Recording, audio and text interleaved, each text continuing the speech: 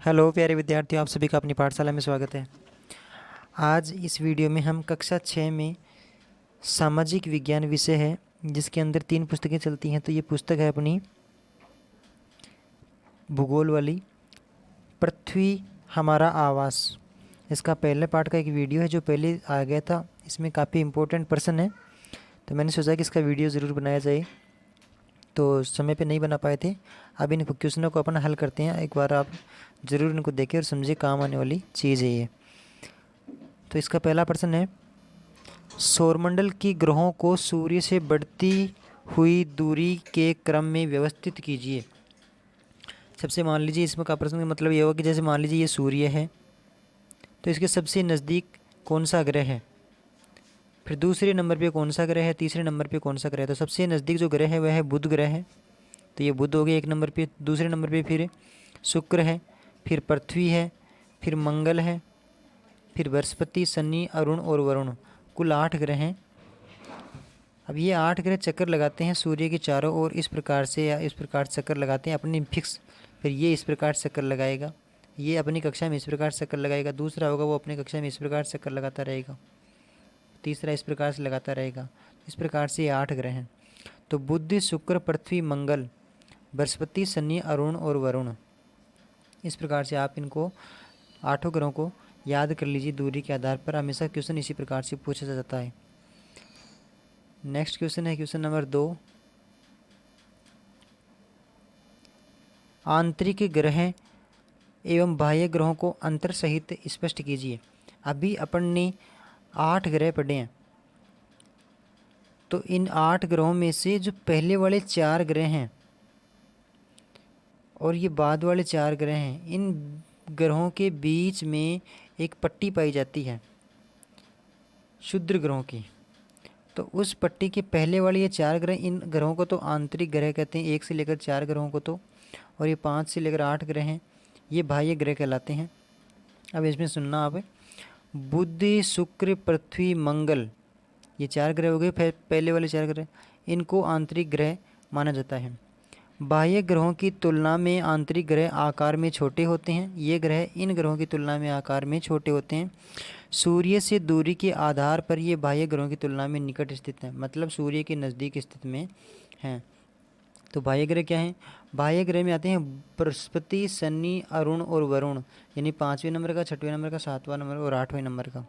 इनका आकार आंतरिक ग्रहों की तुलना में बड़ा है, मतलब आंतरिक ग्रहों से ये काफ़ी बड़े हैं और तरल और गैसों से बने हुए हैं। और ये जो आंतरिक ग्रह हैं ये चट्टानों से बने हुए हैं और ये गैसों से बने हुए हैं।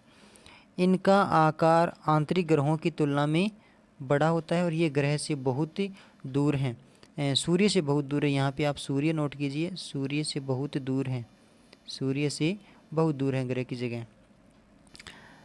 तो इस प्रकार से ये दूसरा क्वेश्चन था, आंतरिक ग्रह और बाह्य ग्रह। अब इसको थोड़ा सा अगर समझने का प्रयास करें तो भी,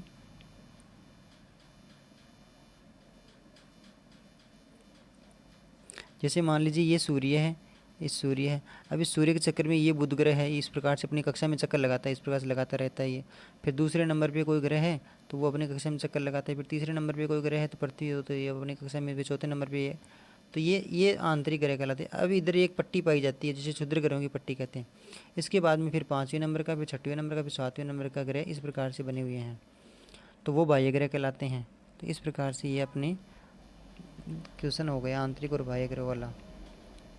अब अपन नेक्स्ट क्वेश्चन देखते हैं। क्वेश्चन नंबर 3 है इसमें, पृथ्वी को नीला ग्रह क्यों कहा जाता है? देखिए, पृथ्वी के लगभग 70-73% भाग पर जल पाया जाता है, अर्थात समुद्र बहुत है, स्थल भाग की मात्रा कमी है, तो जल पाया जाता है। और जल पाए जाने के कारण जब अंतरिक्ष में जाकर के पृथ्वी को देखते हैं तो इस जल की अधिकता के कारण नीली दिखाई देती है, और इसी कारण से पृथ्वी को नीला ग्रह कहा जाता है। क्वेश्चन नंबर 4 है इसमें, खगोलीय पिंड किसे कहते हैं? तो सूर्य, चंद्रमा तथा वे सभी वस्तुएं जो रात्रि में आसमान में चमकती हैं खगोलीय पिंड कहलाते हैं। तारे भी आ गए इसमें, और अन्य कोई पिंड हो गई जो चमकते हैं, तो वे सभी क्या कहलाते हैं? खगोलीय पिंड कहलाते हैं। नेक्स्ट क्वेश्चन है, नक्षत्र मंडल किसे कहते हैं? तो तारों का एक समूह है जो विभिन्न प्रतिरूपों का निर्माण करता हो। अलग अलग प्रकार से, अनेकों प्रकार से एक नए नए डायग्राम जिसे कहते हैं पैटर्न बनाता हो, प्रतिरूपों का निर्माण करता हो, तो उसे नक्षत्र मंडल कहते हैं। तारों का समूह ही होता है। नेक्स्ट क्वेश्चन है, इसमें लंबे समय तक याद रखी जाने वाली बातें हैं ये। सप्तऋषि मंडल किसे कहते हैं? रात्रि के समय में हम आकाश में जब देखते हैं तो उत्तर दिशा की तरफ 7 तारों का एक समूह होता है और वो एक विशेष आकृति बनाता है, और उस आकृति के द्वारा हम उत्तर दिशा का निर्धारण करते हैं। उस आकृति के माध्यम से हम ध्रुव तारे का निर्धारण करते हैं और फिर उत्तर दिशा का अनुमान लगाते हैं। तो उत्तर दिशा में 7 तारों के समूह के द्वारा एक विशेष आकृति बनाई जाती है, जिसे सप्तऋषि मंडल कहते हैं। यह आसमान से आसानी से पहचाने जाने वाला सप्तऋषि मंडल है, जो नक्षत्र मंडल भी कहलाता है। आसानी से पहचान में आने वाला नक्षत्र मंडल है ये। नेक्स्ट क्वेश्चन है, उत्तर दिशा का निर्धारण किस तारे के द्वारा होता है? तो सप्तऋषि मंडल के माध्यम से हम ध्रुव तारे का अनुमान लगाते हैं और उसी के माध्यम से हम उत्तर दिशा का निर्धारण करते हैं, यानी कि ध्रुव तारे के द्वारा उत्तर दिशा का निर्धारण होता है। नेक्स्ट क्वेश्चन है, सौरमंडल का ऊष्मा का स्रोत क्या है? तो सौरमंडल में ऊष्मा के जो स्रोत हैं वो तारे हैं, अर्थात जो चमकते हैं, जिनकी ऐसे खगोलीय पिंड जिनके अपना प्रकाश और ऊष्मा होती है। तो सबसे बड़ा जो तारा होता है वह सूर्य है, जो पृथ्वी के नज़दीक में भी है। तो मुख्य जो केंद्र हुआ सौरमंडल में ऊष्मा का, तो वह सूर्य है। क्वेश्चन नंबर 5 है, ग्रह किसे कहते हैं और ग्रहों की विशेषताएं लिखिए। ग्रह किसे कहते हैं, ग्रहों की मुख्य विशेषताएं क्या हैं? तो मैंने पहले इस तरफ ये ग्रह की परिभाषा हो गई। ग्रह ऐसे खगोलीय पिंड जो सूर्य के चारों ओर परिक्रमा लगाते हैं तथा एक दूसरे के रास्ते को नहीं काटते हैं, तो ये क्या कहलाते हैं? ग्रह कहलाते हैं। मतलब ऐसे खगोलीय पिंड जो सूर्य के चारों ओर परिक्रमा लगा।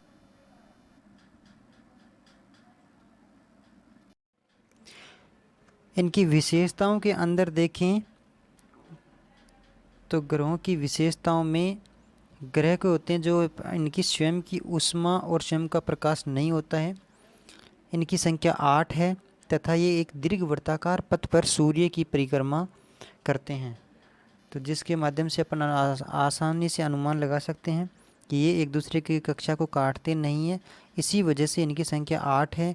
वरना इसके अलावा देखा जाए तो बहुत सारे आकाशीय ऐसे खगोलीय पिंड हैं जो सूर्य की परिक्रमा तो लगाते हैं, लेकिन ये दीर्घवृत्ताकार पथ वाला जो नियम है इसका पालन नहीं करने के कारण ग्रहों की श्रेणी में नहीं रखे जाते हैं। नेक्स्ट क्वेश्चन है इसमें अपना, ग्रहों एवं तारों में अंतर लिखिए। ग्रह और तारों में मुख्य रूप से क्या अंतर है? तो पहले ग्रहों के बारे में देख लेते हैं। ऊपर वाले प्रश्न में अपन ने इस बात पढ़ ली है, सेम वही आएगी इसमें। इनकी स्वयं की ऊष्मा तथा प्रकाश नहीं होता है। इनकी संख्या 8 है, ग्रहों की संख्या 8 है और ये एक निश्चित दीर्घवृत्ताकार पथ पर सूर्य की परिक्रमा करते हैं। फिक्स इनकी कक्षा निर्धारित होती है, उसी चक्कर में ये चक्कर लगाते रहते हैं। जबकि तारे क्या करते हैं? तारों की स्वयं की ऊष्मा होती है और प्रकाश होता है। ये संख्या की दृष्टि से असंख्य होते हैं, यानी ग्रहों की संख्या फिक्स है अभी तक 8 है, लेकिन तारों की संख्या के बारे में देखा जाए तो असंख्य हैं। इनकी संख्या के बारे में गिनती नहीं की जा सकती है। तीसरा नंबर का जो पॉइंट इसमें है, तारों की स्थिति में दीर्घवृत्ताकार पथ पर परिक्रमा का बिंदु लागू नहीं होता है, क्योंकि जो ग्रह होते हैं ये इनके तो बिंदु निश्चित होता है, वो घूमने का चक्कर फिक्स होता है। ये अपने क्लास के माध्यम से जितना इनका घेरा होता है उसी घेरे में घूमते हैं, लेकिन तारे हैं, तारों में घूमने वाला जो पॉइंट है ये लागू नहीं होता है। तो ये इनमें मुख्य रूप से अंतर है। तो काफ़ी महत्वपूर्ण प्रश्न थे, लंबे समय तक काम आने वाले प्रश्न हैं, बार बार परिवर्तित भी नहीं होते हैं, नेक्स्ट क्लास में भी काम आएंगे, इसलिए सोचा कि वीडियो बना लिया जाए इसका। धन्यवाद।